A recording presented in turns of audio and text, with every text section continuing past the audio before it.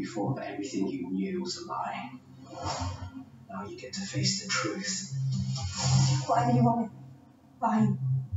But save your friends. Brace yourself.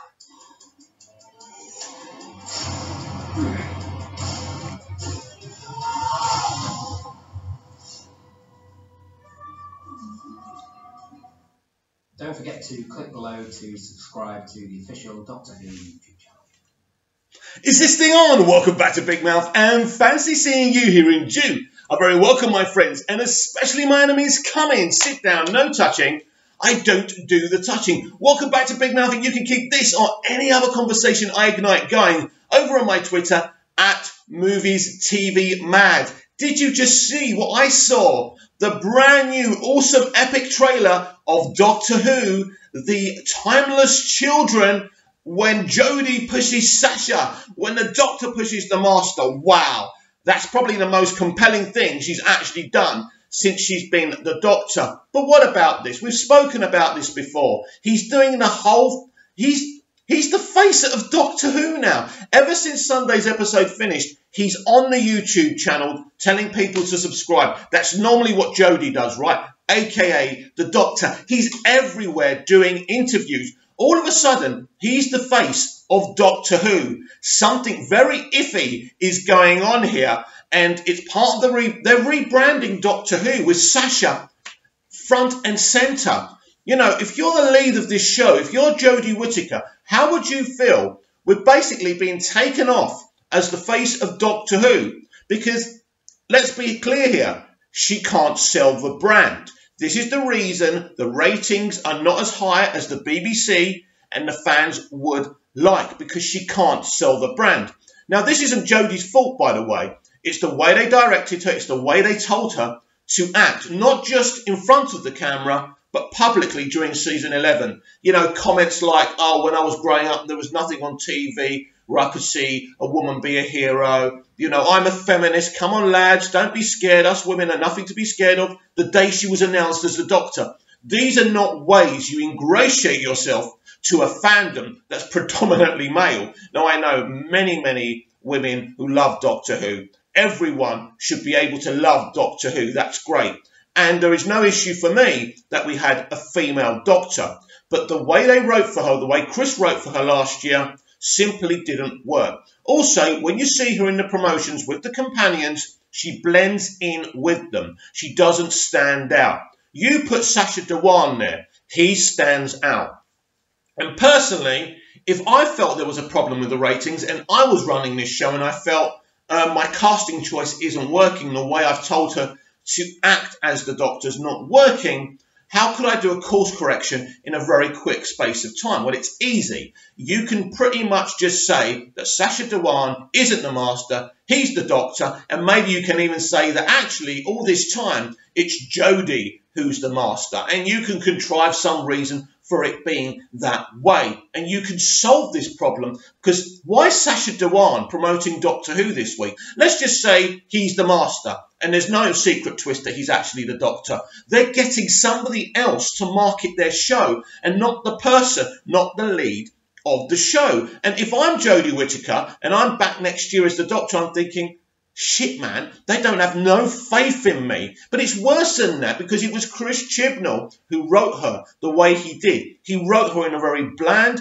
boring way. Now, maybe this was a slow burn, and we're going to see the real Doctor of Jodie Whittaker in this final episode of this season. And if that happens, and all of a sudden she's this Doctor that we all want her to be, brilliant. But at the end of the day, you've got Sacha Dawan marketing, because marketing this show, this show's final season, got something in my eye, so I might be blinking a bit, but hey, that's life.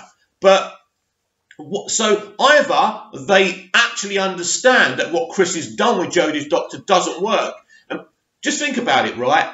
10 million people, right, came in to watch the first episode Jodie Whittaker was in. Sorry, I'm just going to pause this. My eye's killing me.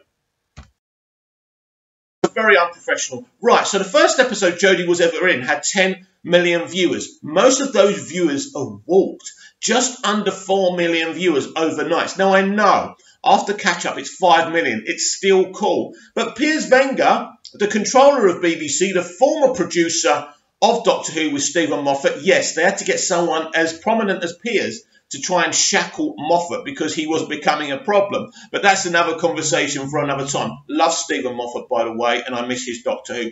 But Piers Wenger has been talking to the Hollywood Reporter, and he says Doctor Who is a long, long way off of being rested. Basically, what he's saying is editorially, the show's never been in a stronger position. What he's basically saying is they are extremely happy with Chris Chibnall and they don't want to make a change in terms of him. So very interesting, because the Hollywood Reporter did ask about the lowering ratings. And listen, new Doctor, 10 million viewers, it was a big thing. And I always said, as the season progressed, I said we would see, would these viewers walk? How many of them would stay? And the truth is, most of them rejected the way Chibnall wrote Whittaker as the Doctor in The Woman Who Fell to Earth. Now, actually, I don't think that Whittaker's ever been more the Doctor than in The Woman Who Fell to Earth. So that's interesting as well. But I just wanted to talk about, and I know I keep on talking about this, but it's just weird. Sacha Dhawan is actually marketing this final episode of Doctor Who. He's doing interviews for EW.com. He's doing other interviews. He's doing question and answer sessions. He's marketing this for them. He's a very charming guy. I love Sacha Dhawan. And there's nothing, right, basically, if he's revealed as the Doctor, this time next week, if we know he's the Doctor in season 13, I'm punching the sky. I'm excited. Now, I feel bad. If this is the case, I already feel bad for Jodie that they're not using her to promote the season.